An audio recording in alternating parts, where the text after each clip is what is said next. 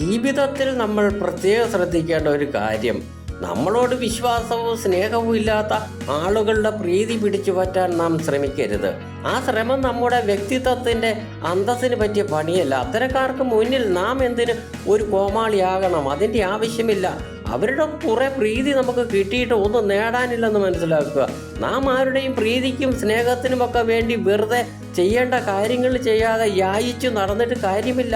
നമുക്ക് എന്തൊക്കെയാണെങ്കിലും അത് വരേണ്ട വഴിക്ക് വന്നതേ ഉതകത്തുള്ളൂ. അങ്ങനെയല്ലാതെ നാം എന്തെങ്കിലുമൊക്കെ നേടാൻ ശ്രമിക്കുന്നത് അത് ഒരു തരം അന്തസ്സില്ലായ്മയാണ്.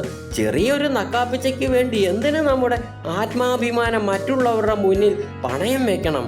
ആ നാണം കെട്ട രീതിയിൽ നിന്നും വേണമെങ്കിൽ നമുക്ക് എത്രയും വേഗം ഓടി രക്ഷപ്പെട്ടു കൊള്ളാവുന്നതാണ്. അങ്ങനെയാകുമ്പോൾ നമ്മൾ ജീവിതത്തിൽ തോറ്റാലും ജയിച്ചാലും ആരോട് സമാധാനം പറയേണ്ടതില്ല എന്നതാണ് സത്യം.